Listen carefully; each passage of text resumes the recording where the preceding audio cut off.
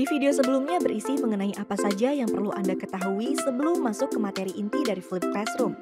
Di video ini, Anda akan melanjutkan pembahasan mengenai definisi dari Flipped Classroom.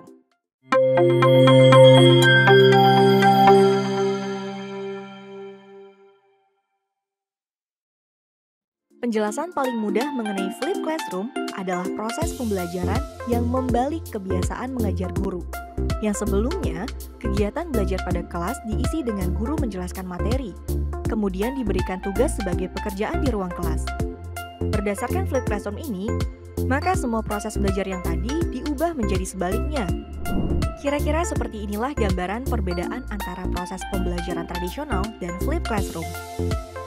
Pada pembelajaran tradisional, siswa akan masuk ke dalam kelas dan Anda akan mengajar dengan materi. Kemudian, Anda akan memberikan tugas kepada siswa untuk dikerjakan di luar kelas sebagai pekerjaan rumah. Berbeda dengan penerapan Flipped Classroom, di mana guru harus mampu menyiapkan materi untuk diberikan kepada siswa sebelum jadwal kelas berlangsung. Gunanya apa? Gunanya adalah untuk dipelajari siswa sebagai pengetahuan awal siswa sebelum akhirnya masuk ke kelas untuk pendalaman pengetahuan dari materi yang dipelajari sebelumnya. Flipped Classroom adalah proses belajar dengan pendekatan belajar yang berfokus pada siswa atau biasa disebut dengan student center. Maksudnya adalah, dalam Flipped Classroom, siswa akan menjadi pemeran utama, bukan lagi sebagai penonton utama.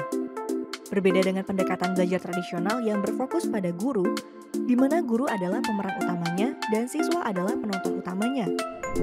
Selain itu, Flipped Classroom juga menerapkan prinsip active learning, di mana ruang kelas sengaja didesain agar siswa melakukan berbagai aktivitas yang merangsang pengalaman belajar yang nyata. Tujuannya apa? Semakin banyak mendapat kesempatan aktivitas belajar dan tugas otentik yang menantang, maka akan semakin besar siswa memperoleh peran dan tanggung jawab.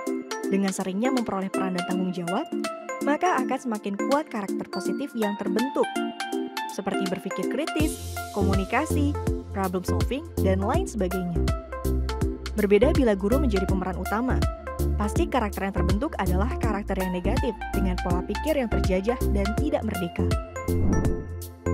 Salah satu trik untuk membangun pengalaman belajar siswa adalah dengan menerapkan Flipped Classroom.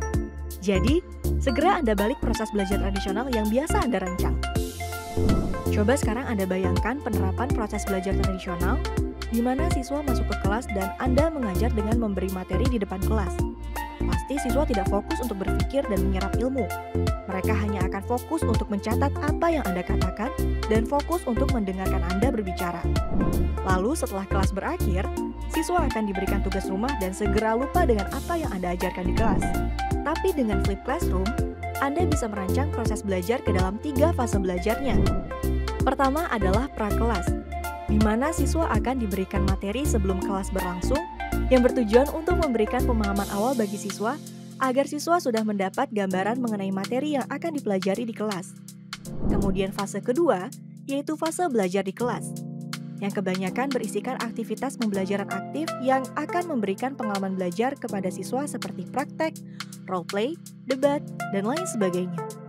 Dan fase ketiga adalah pasca kelas, di mana siswa diberikan tugas untuk mengukur pemahaman yang telah didapatkan melalui belajar secara mandiri dari materi yang diberikan sebelum kelas berlangsung dan mendapat pengalaman belajar dari aktivitas di dalam kelas.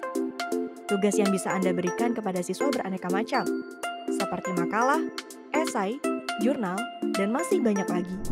Jadi, dapat disimpulkan bahwa Flipped Classroom memiliki perbedaan dengan proses belajar tradisional, di mana siswa diminta untuk terlibat atau menyelesaikan beberapa bentuk belajar secara mandiri sebelum masuk ke kelas. Dengan kelebihan siswa dapat belajar di mana saja dan kapan saja, dan dengan kecepatan belajarnya sendiri.